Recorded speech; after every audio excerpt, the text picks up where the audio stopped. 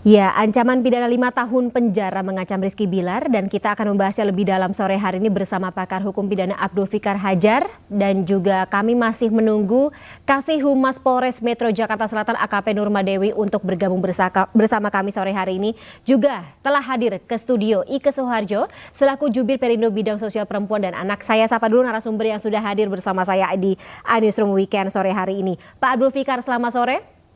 Selamat sore, Mbak. Baik, dan Assalamualaikum Mbak Ike Suharjo telah bergabung bersama kami. Terima kasih ya Mbak Ike dan juga Pak Abdul Fikar. Saya mau ke Mbak Ike terlebih dahulu deh dengan sebagai perempuan kemudian melihat bagaimana perjalanan dari kasus ini, atau mungkin Mbak Ike juga sudah memantau bagaimana perjalanan cinta Lesti Kejora dan juga Rizky Bilar sebelum ini sampai dengan musibah yang mendera biduk rumah tangga mereka. Tapi KDRT kita tidak bisa menafikan bahwa tidak katakanlah banyak sekali terjadi. Ini adalah kasus yang seperti gunung es, di permukaan banyak yang terungkap tapi di bawahnya masih banyak lagi. Tanggapan Mbak Ike seperti apa? Ya, benar apa yang disampaikan Fani ya. Ini merupakan satu fenomena gunung es. Sebenarnya bukan fenomena yang bisa dibilang baru.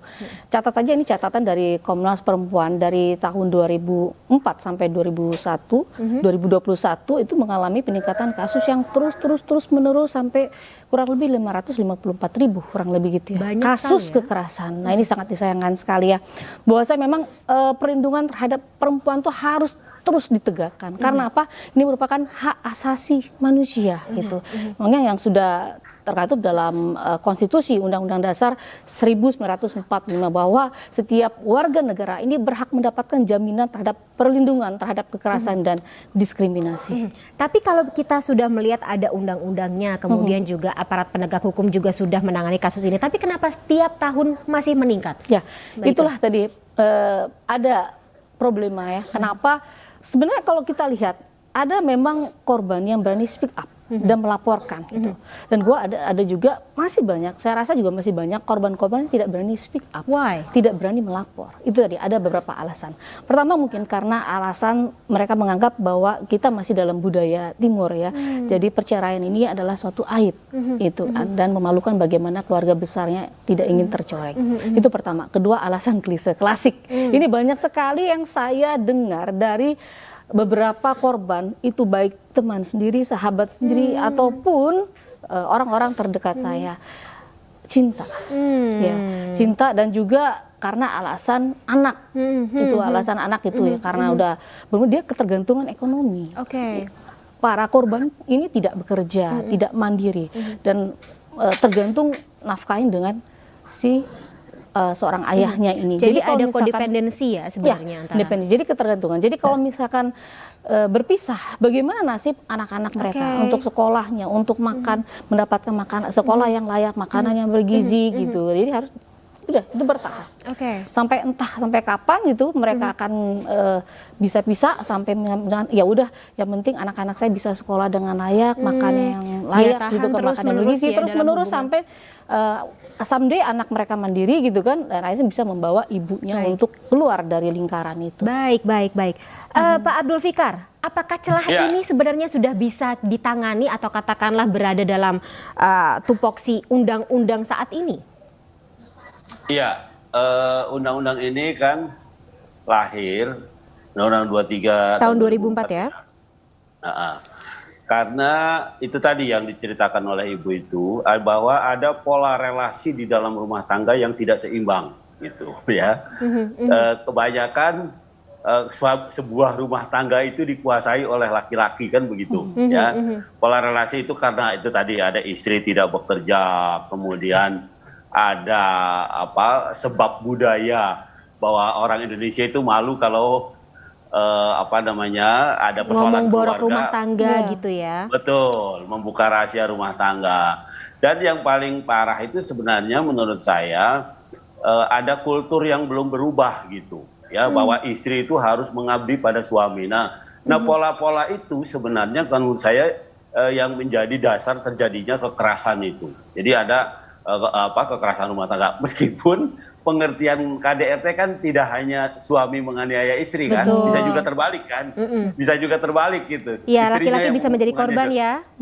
Bisa juga gitu. Nah tapi fenomena di Indonesia itu lebih banyak itu tadi menempatkan laki-laki di atas kedudukan perempuan gitu, sehingga ada pola relasi dalam rumah tangga yang tidak seimbang. Nah karena itu kemudian ini diisi oleh undang-undang KDRT itu, gitu ya. Artinya tadi ada hambatan budaya, ada hambatan ekonomi, gitu ya. Nah itu yang bisa memecah hambatan-hambatan itu dengan diberlakukannya undang-undang KDRT ini. Karena dalam KDRT ini siapapun yang melakukan korbannya akan dilindungi, kan begitu. Begitu Mbak. Baik. Dan tidak butuh alat bukti yang lengkap sebenarnya ya?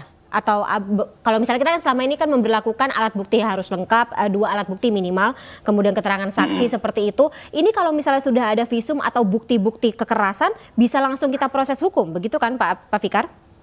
Iya. Sebenarnya dari satu itu juga udah lahir 2 alat bukti kan. Yang lengkap, pertama ya?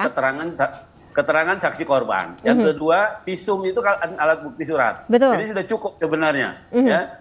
Baik. Alat bukti yang bersumber dari satu orang ini sudah melahirkan 2 alat bukti sebenarnya. Gitu. Tergantung bagaimana sebenarnya ya tadi proses hukum ini bisa dilanjutkan apa tidak seperti itu dengan kemauan korban. Nah, bicara mengenai korban sendiri, saat ini kita juga sudah atau katakanlah satu narasumber lagi sudah bergabung bersama kami di iNewsroom Weekend. Saya akan sapa terlebih dahulu Bu AKP Nurma, selamat sore. Selamat sore. Baik, Bu Nurma, ini proses hukum sampai dengan saat ini berjalan seperti apa, Bu? Sudah ada kemajuan kah? Iya betul, terima kasih. Saudari sudah melaporkan ke Polres Jakarta Selatan, ya mungkin semua sudah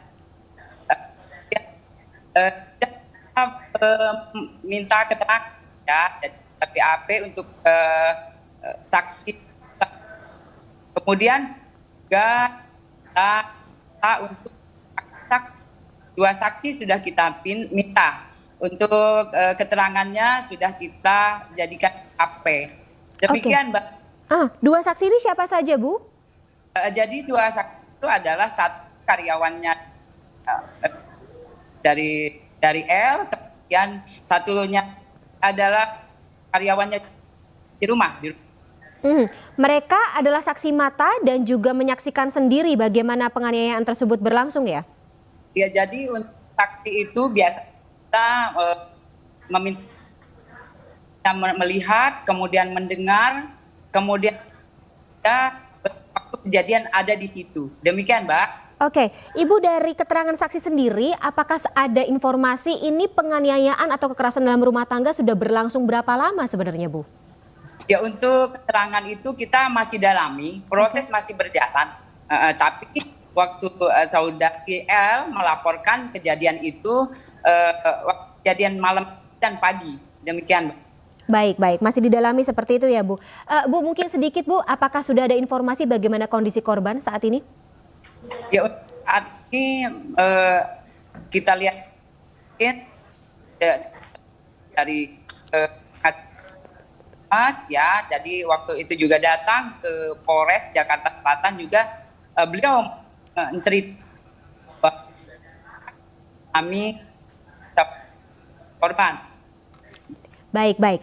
Bu Nurma, kami masih akan mendalami bagaimana penanganan atau proses hukum atas kasus Lesti dan juga Rizky Bilar ini. Dan nanti kami juga masih ingin meminta perspektif dari Mbak Ike serta Pak Abdul Fikar terkait kasus ini dan juga kasus KDRT secara keseluruhan di Indonesia. Tapi tetaplah bersama kami pemirsa.